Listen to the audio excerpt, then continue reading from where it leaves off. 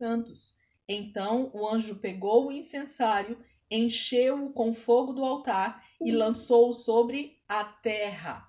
Então, percebam que teve um anjo aqui no capítulo 8, no versículo 3, depois que os 7 anjos com as 7 trombetas são liberados com as suas trombetas para começar a tocar, tem um anjo aqui que João vê que ele tem, então, foi dado muito incenso para ele oferecer, junto com as orações de todos os santos.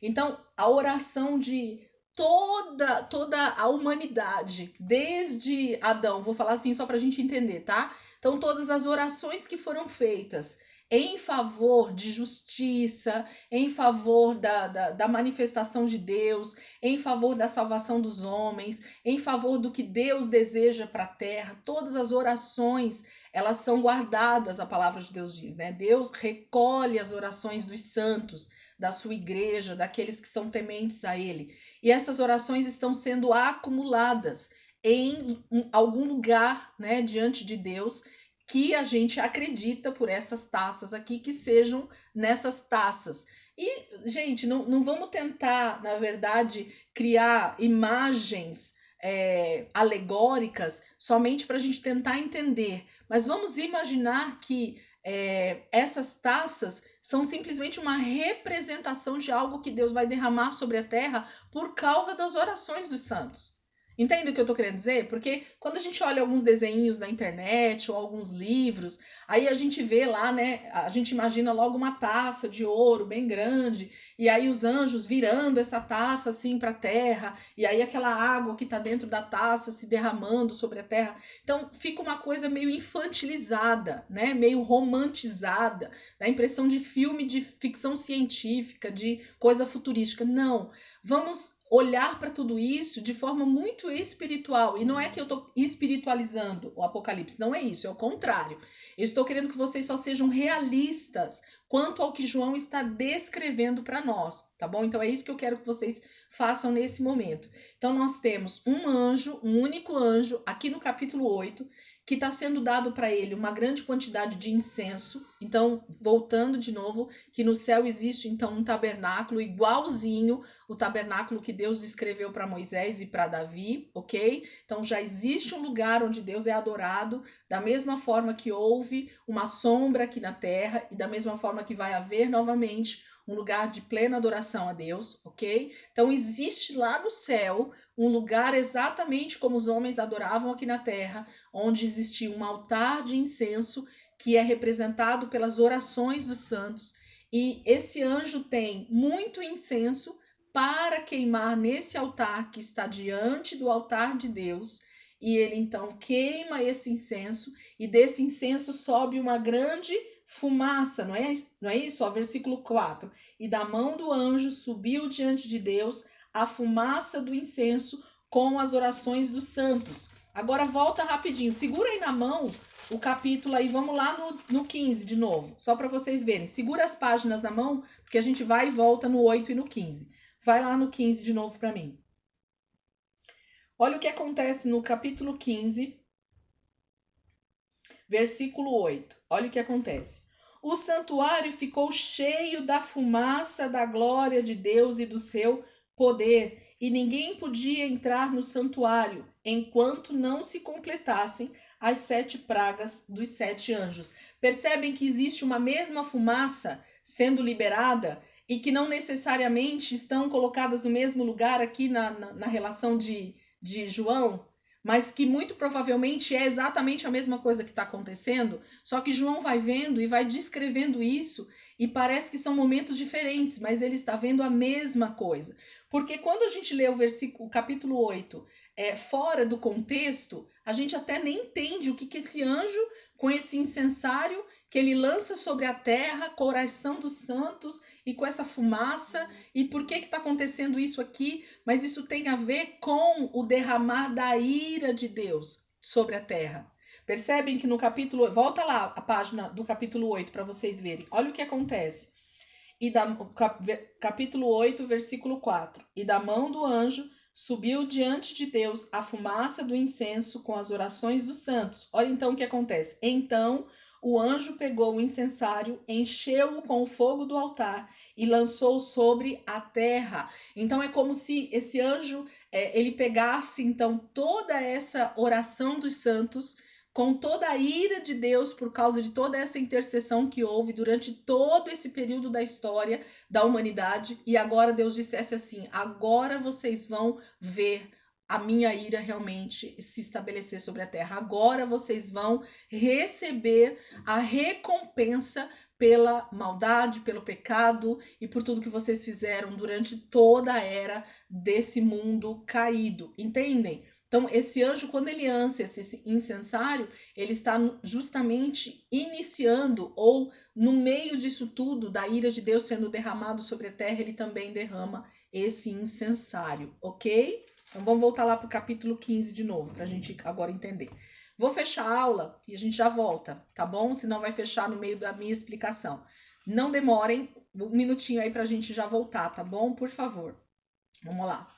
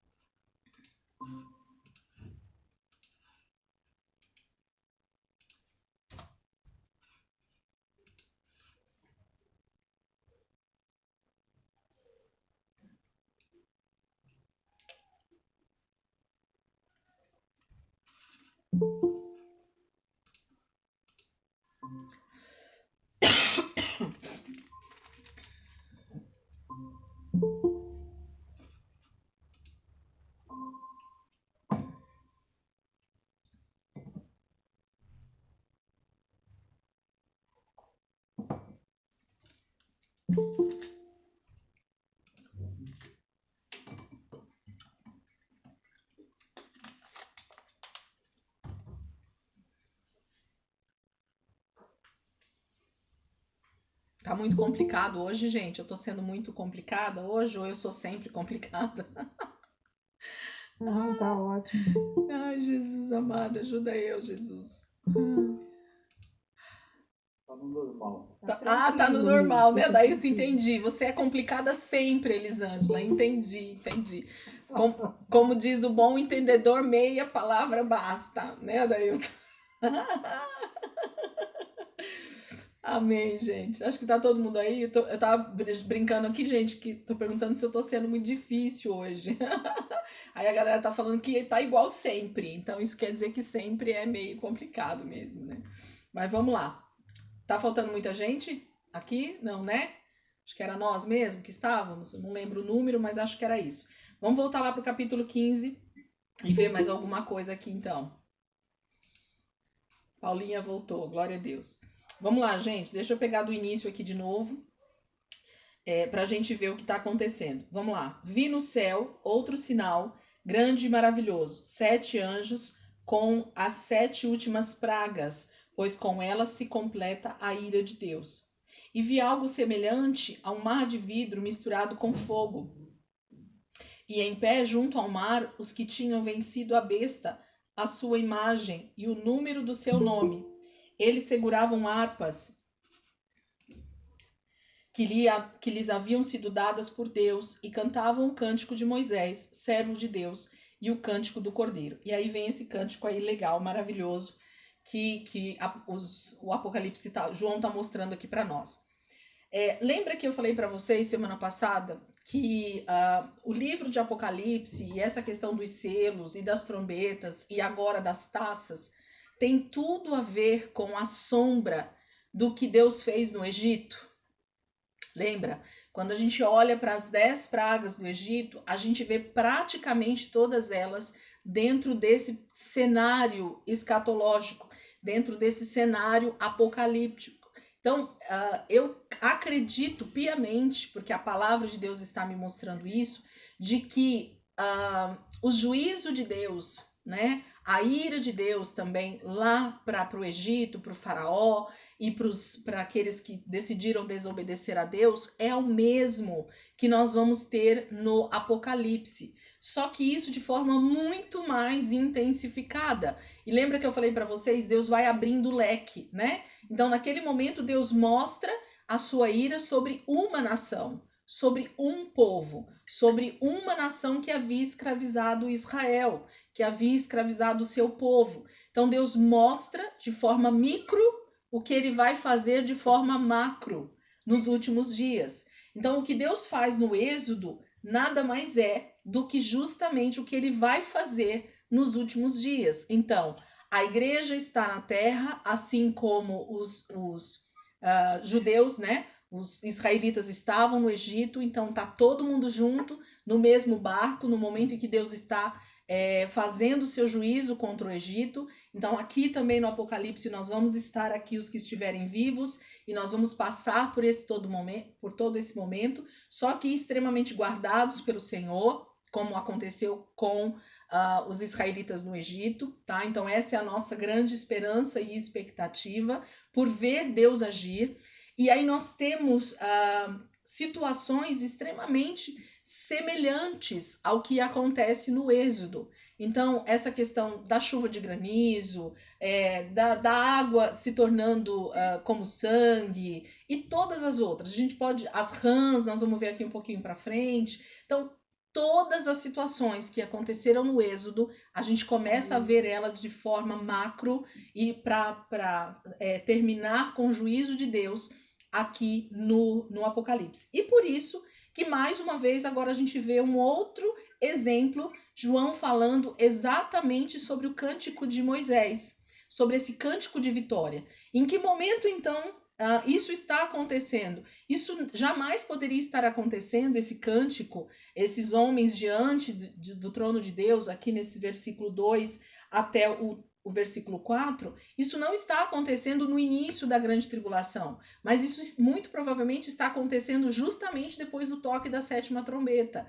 em que Cristo então vem para começar esse início dessa ira sobre a terra, sobre o anticristo e tudo mais, e aí por isso há um cântico, como o cântico de Moisés, assim que eles atravessam o Mar Vermelho, e todo o exército de Faraó se torna morto dentro das águas do Mar Vermelho. Entendem o que está acontecendo? Então, há uma vitória sendo declarada aqui por João, com essa visão que Jesus dá para ele, do versículo 2 até o versículo 4, em que ele cita o cântico de Moisés, né? O cântico de Moisés, servo de Deus, e o cântico do Cordeiro. Então, agora não é mais só o cântico de Moisés, que foi então uma tipologia de Cristo, mas agora, além de ser o cântico de Moisés, é o cântico do Cordeiro, porque Jesus também venceu como um cordeiro, e foi por isso que a vitória pôde estar estabelecida e aqui ele vir como leão da tribo de Judá.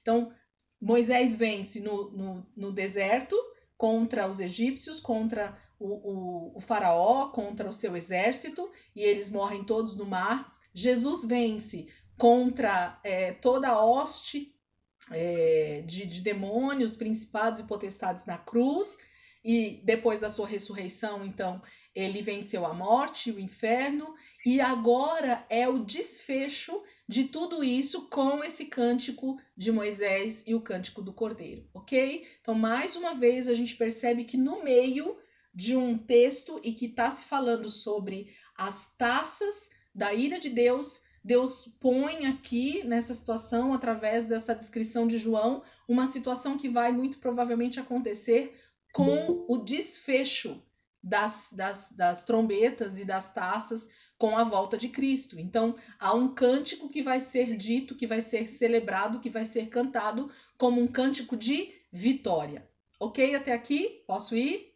Tá? Então, não tem a ver com o que a gente está lendo, mas no meio do texto, João descreve uma situação de pessoas diante do trono de Deus e agora eles cantam um cântico de vitória, né? Então, como é que tá na vitória no meio de toda a situação? Não, muito provavelmente essa visão tem a ver com a finalização de tudo isso. Pastor, glória a Deus, trabalhando aí, olha lá, gente, General Motors do Brasil, ô glória, Deus abençoe, Deus abençoe. Então tá bom, vamos lá, gente, então Pulando aí, ou na verdade eu não preciso falar, porque a gente já falou, versículo 5, 15, versículo 5, diz assim: Depois disso, olhei e vi que se abriu nos céus o santuário, o tabernáculo da aliança. Então vê que, de novo, acontece a mesma coisa que aconteceu lá no versículo 11, no capítulo 11, versículo 19. Então foi aberto o santuário de Deus nos céus. Então, mais uma vez, João está descrevendo algo que ele já descreveu no desfecho da sétima trombeta, mas ele está descrevendo aqui de novo para nós nas taças. Viu aqui, ó, versículo 5. Depois disso, olhei e vi que se abriu nos céus o santuário, o tabernáculo da aliança. Então, isso se torna aberto, isso se torna visível para todos verem. E aí, o que acontece? E saíram do santuário os 7 anjos com as 7 pragas, e eles estavam vestidos de linho puro e resplandecentes, e tinham cinturões de ouro ao redor do peito. E um dos 4 seres viventes deu aos 7 anjos 7 taças de ouro cheias da ira de Deus, que vive para todo o sempre. E o santuário ficou cheio da fumaça da glória de Deus e do seu poder, e ninguém podia entrar no santuário enquanto não se completassem as 7 pragas dos 7 anjos. Então, esse santuário jamais poderia ser... alguém poderia entrar, a palavra está dizendo, antes que tudo isso se completasse. Então, é como se dissesse assim, é impossível que nós tenhamos acesso a esse santuário, a essa presença de Deus, sem que isso seja finalizado primeiro, sem que a 7ª taça também seja derramada sobre a terra. E aí sim, Jesus volta e aí o desfecho de toda essa situação. Então, é disso que João está falando. Então, isso tudo está acontecendo, só que as visões estão sendo dadas, parece que uma após a outra, mas não quer dizer que elas são uma após a outra. João está vendo as coisas que vão acontecer no fim, nos últimos dias, e ele então tenta descrever isso tudo para nós. Capítulo 16. Então ouvi uma forte voz que vinha do santuário e dizia aos 7 anjos, a voz está saindo de dentro do santuário, muito provavelmente a voz do próprio Deus, a voz do próprio Cristo, né? Vão derramar sobre a terra as 7 taças da ira de Deus. Então, eles são liberados para isso. O primeiro anjo foi e derramou a sua taça pela terra, e abriram-se feridas malignas e dolorosas naqueles que tinham a marca da besta e adoravam a sua imagem. Então, vocês estão vendo que a taça, e nós vamos perceber isso em todas elas, tem um público que é o público-alvo dessas taças. É para ser derramado em qualquer pessoa? Não, né? Vamos ler de novo para vocês perceberem. Versículo 2 do 16. O primeiro anjo foi e derramou a sua taça pela terra, e abriram-se feridas malignas e dolorosas naqueles que tinham a marca da besta e adoravam a sua imagem. Então tem um público-alvo que no mesmo momento que o anjo derramar essa taça, que ele vier com esse juízo, com essa ira de Deus sobre a terra, esse público vai receber essa ira de Deus.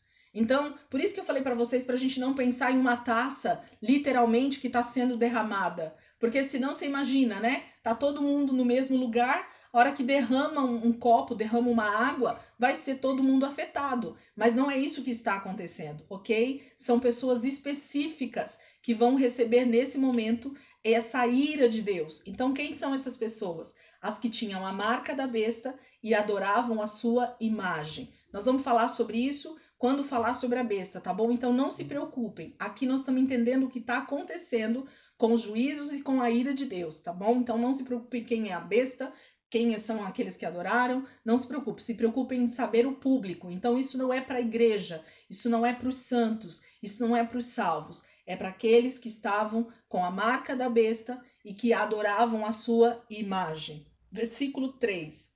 O segundo anjo derramou a sua taça no mar. Então, o primeiro foi na terra, não foi?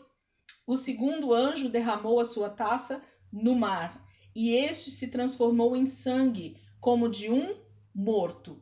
Então, o mar agora, não só o rio Nilo, mas agora é todo o mar da terra inteira recebe essa taça da ira de Deus, e ele todo o mar se torna como de um morto. Então, é como se um sangue só aparecesse sobre toda a terra, ok? Sobre todo o mar, né, que existe na terra. Então, quando esse segundo anjo derrama essa taça da ira de Deus, vem sobre o mar, e é o mar que é afetado. E diz assim: e este se transformou em sangue como de um morto, e morreu toda criatura que vivia no mar, ok? Então, toda criatura marítima, nesse momento, ele morre, ok?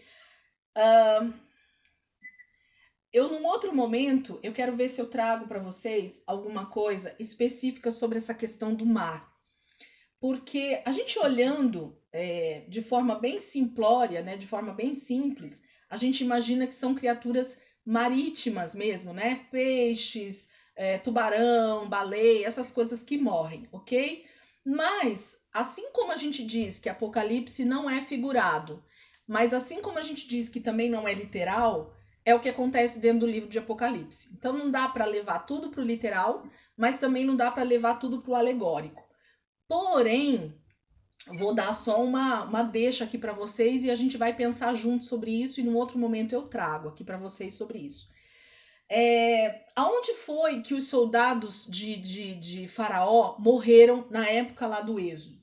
Onde eles estavam, que eles foram então totalmente engolidos? Alguém abre aí para mim o áudio e responde? No mar, né? No mar, né? Quando Então, abriu, isso, o mar se abriu, o povo passou em terra o seca, mar se abriu, e aí os soldados, quando os inimigos, né, do povo de Israel veio, com o faraó e todos os seus soldados, e os carros, e os cavaleiros, todos eles estavam no meio do mar, a palavra fala, né, no meio ali da situação, e Moisés levanta a mão, e o mar se fecha, e eles são tragados, e todos são mortos, e há um mar de homens, né, todos mortos ali. Então, eu posso tentar pensar que a palavra de Deus está me revelando que essa taça da ira de Deus está vindo sobre os inimigos de Deus no mar, ok? E quando a gente fala sobre os inimigos de Deus, Deus diz que a nossa luta não é contra a carne ou contra o sangue. E no Êxodo, os inimigos de Deus não são exatamente homens, mas são inimigos de Deus espirituais. Faraó representa o próprio diabo, né? E ali já era o primeiro anticristo, vamos dizer assim, tá? Só para vocês entenderem o que eu tô querendo dizer.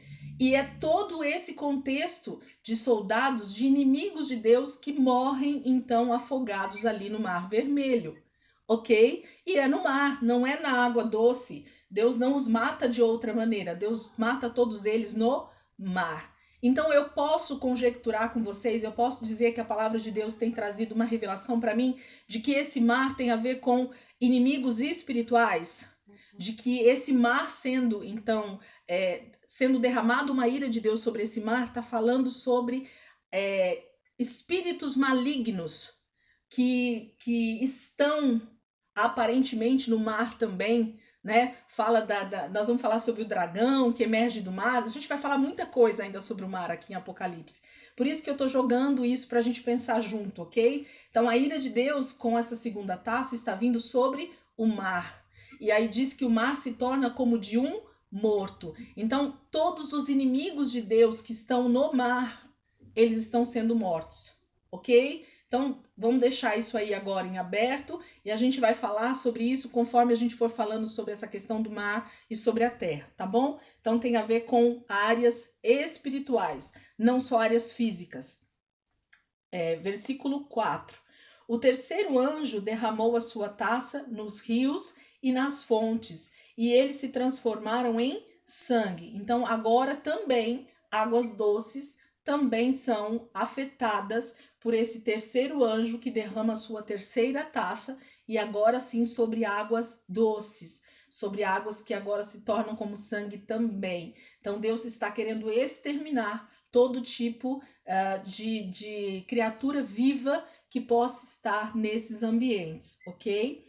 Versículo 5. Então ouvi o anjo que tem autoridade sobre as águas dizer: Tu és justo, tu, ó santo, que és e que eras, porque julgaste estas coisas, pois eles derramaram o sangue dos teus santos e dos teus profetas, e tu lhes deste sangue para beber, como eles merecem. Então você vê que um anjo que tem autoridade sobre as águas, talvez que cuida, que rege, que domina sobre as águas para Deus, ele então consegue falar isso, dizendo assim: ainda bem que agora, Deus, o Senhor julgou, o Senhor trouxe juízo sobre esses seus inimigos que mataram tantos profetas, que mataram os santos, que achavam que tinham vencido sobre os homens. Agora eles também tiveram a sua recompensa, ok? Então o Senhor também os está matando, eles estão sendo exterminados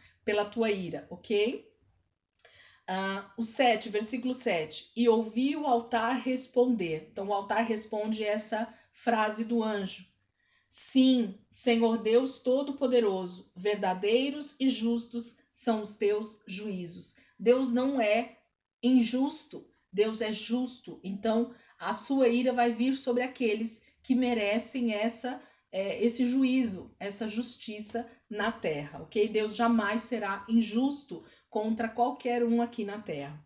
Versículo 8. O quarto anjo derramou a sua taça no sol, e foi dado poder ao sol para queimar os homens com fogo.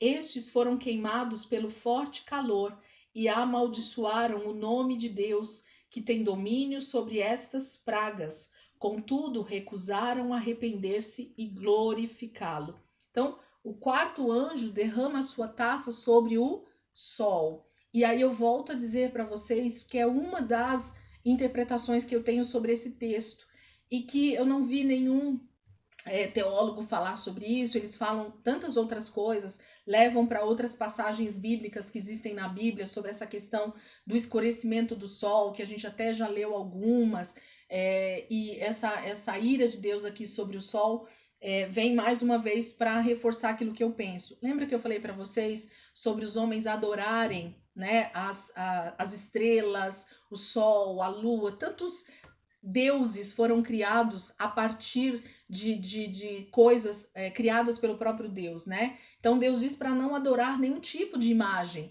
nem de seres celestiais, nem de seres aqui da terra. Então Deus, desde o início, ele pede para que tudo isso não fosse adorado. Mas mesmo assim, os homens criaram de todos os tipos, né, de estruturas aqui na terra. Os homens criaram deuses para si. Então o sol é um dos deuses que mais foram adorados, né, nessa terra. Então, em várias civilizações, o sol é o deus supremo, muitas vezes, né? Por exemplo, no Egito, né, esse deus supremo sobre todas as coisas. Eles temiam a noite, mas diz que o sol era o soberano sobre todos eles. Então, percebem que a ira de Deus está vindo sobre aquilo que os homens achavam que era um deus. Então, Deus está, assim como ele fez no Egito, trazendo o seu juízo sobre os deuses do Egito. Vocês estão vendo aqui de novo? Os deuses de toda a terra, eles estão sendo também confrontados com a ira de Deus, e Deus está dizendo: eles não são deuses, eles não podem salvar vocês. Pelo contrário, a destruição está vindo justamente por causa desses deuses que vocês adoraram durante toda a existência da terra. Por quê? Porque o sol que esses homens adoraram e que fizeram do sol um grande deus durante várias civilizações e várias épocas, olha o que o sol está fazendo com eles agora. Agora o sol tem poder para queimá-los, para vir tão forte sobre o homem que vai queimar os homens com o calor abrasador. Então, a ira de Deus está vindo sobre, inclusive, esses seres, esses astros, para mostrar que eles não são Deus, mas que o Deus Todo-Poderoso é que tem domínio sobre tudo isso, ok? Versículo 10. O quinto anjo derramou a sua taça sobre o trono da besta, cujo reino ficou em trevas. De tanta agonia, os homens mordiam a própria língua e blasfemavam contra o Deus dos céus, por causa das suas dores e das suas feridas. Contudo, recusaram arrepender-se das obras que haviam praticado. Então, o quinto anjo, ele derrama sua taça sobre o trono, né? Sobre o altar, sobre a vida, sobre o lugar onde o anticristo, no caso, aqui está falando sobre a besta, né? Não tem a ver com o anticristo, a gente vai falar sobre ela.